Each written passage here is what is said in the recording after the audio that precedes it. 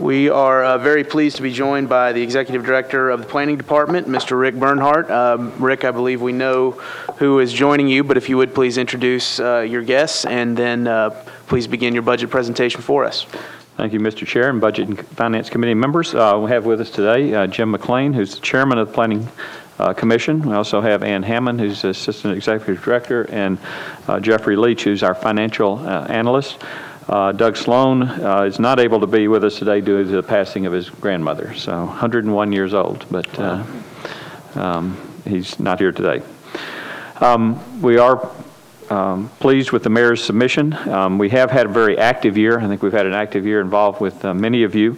As was mentioned, we spent a lot of time with our GIS staff in terms of redistricting, both at the state and local level. Our GIS staff has been very active in terms of preparing a couple of systems, new programs, the SAFE system, which is really a flood monitoring and a predictive tool, and the NERV-Web program, which is a public tool for providing information in all number of disasters in this community. We've had the opportunity to complete the North Nashville and Bellevue Community Plan and initiate the Antioch Community Plan. In fact, there's a meeting tonight that started about 15 minutes ago dealing with housing in the Antioch community.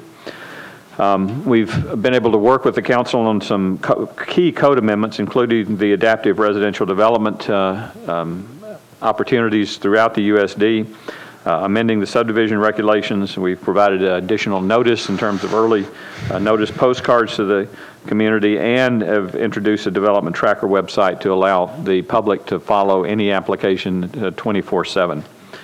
The upcoming work program, we're pleased to be able to be involved in the completion of the Antioch Community Plan, the initiation of the general plan update, and we appreciate the mayor providing some funding for that, as well as involvement with the Fairgrounds Master Plan, the East-West Connector Study, the Airport Master Plan Study.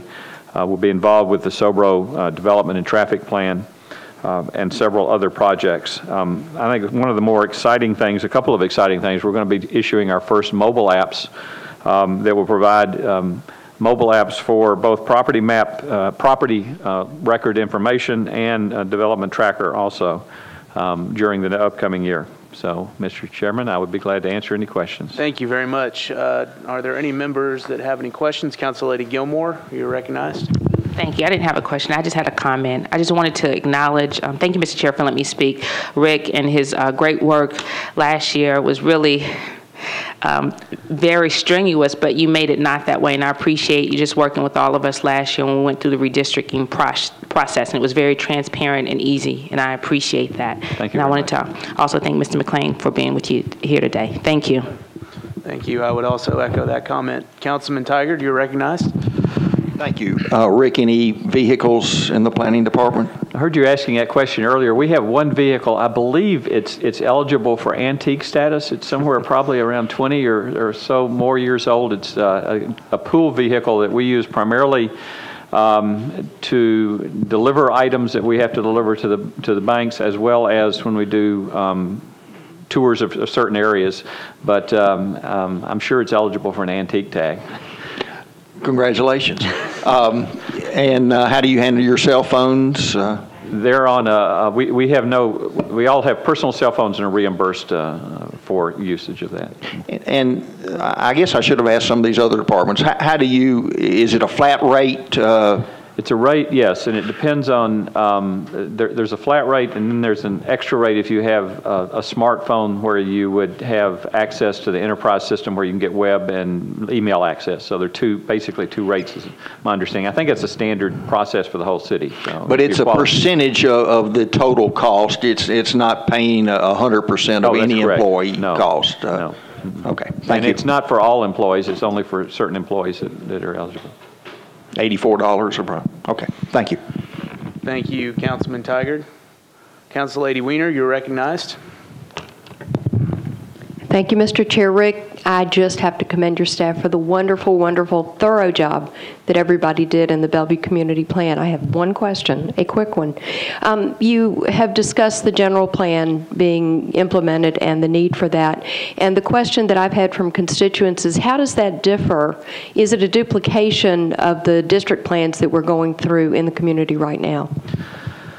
No, it's both a compilation of the community plans, but it is also an opportunity for the entire county to look at the countywide areas. As you know, when we're doing a community plan, we're kind of focusing on what are the needs of that community.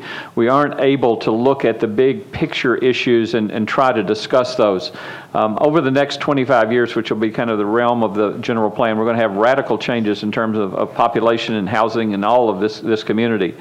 Issues about economic development, incorporation of the diversity of the community, just as basic questions about what's going to be the role of industrial development and manufacturing countywide are going to be issues that we're going to talk about during this process.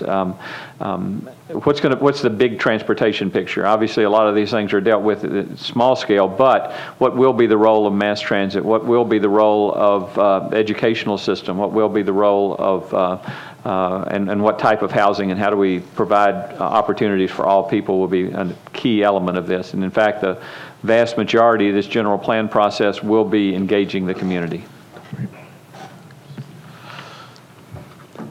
Thank you very much, Council Lady. Councilman Duval, you're recognized. Thank you, Mr. Chairman.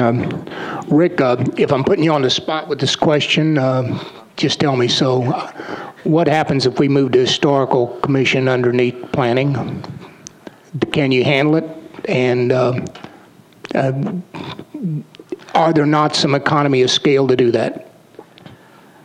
I think that there are a lot of different ways to handle that. Could you do that? Yes. Would there be some efficiencies? Possibly. I haven't really looked at it or tried to evaluate that.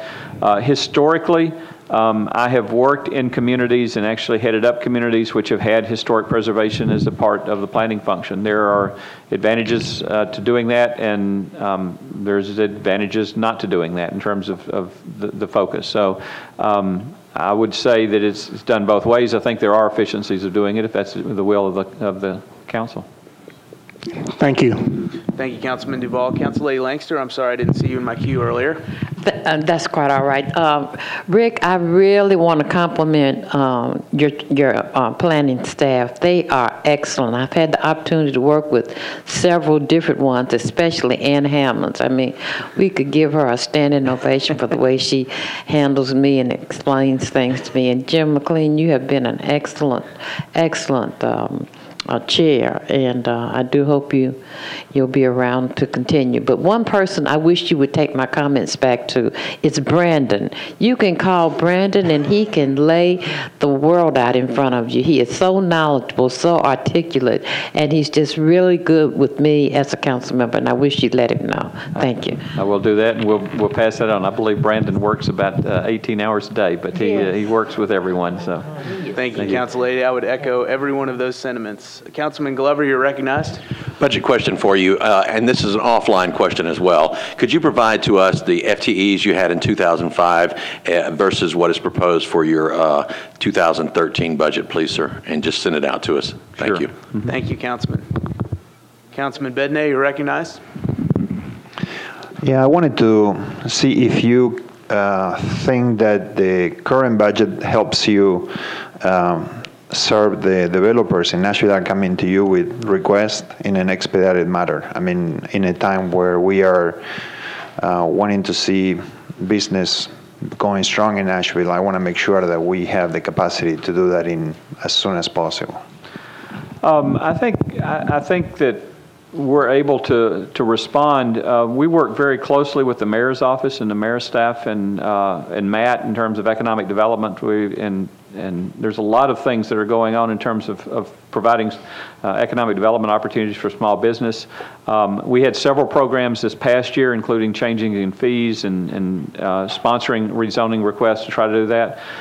We're also in the process of doing some proactive rezonings. I know many of you are involved with Midtown rezoning to try to not wait until a developer wants to come in areas that are appropriate for rezoning. We need to be proactive in terms of actually setting the stage. So I think we have the capacity. I know we have the will and the interest in terms of assisting in those areas, and we'll continue to do that. Thank you, Councilman. The last question that I have is actually from Councilman Anthony Davis, who had to leave early, but I believe he would like to add this to the wish list. How much would need to be added to the Planning Department budget in order for the department to pay for the public notice signs for council-initiated downzonings and overlays? I can get that information. Okay, thank you. And Council Lady Allen, you're recognized. Just a question about the revenues and transfers that are shown on your planning at a glance. It looks like there was a large increase in this year's budget from 354,000 up to 590, and then it drops back down to 319. That's under charges, commissions, and fees. Do you know what was special about this year and where it went? I believe, if I'm not mistaken, and I'll verify this year we actually had, we did a set of aerial photography, and so that money comes from other places as well, and we're not going to do that next year. We'll come back in 2 years, but that would be my okay. guess, and I'll verify that. Thank you, Council Lady. Mr. Bernhardt, I believe that's it. Thank you, Mr. McLean. Thank you, Ms. Hammond. Thank you, Mr. Leach, for being here.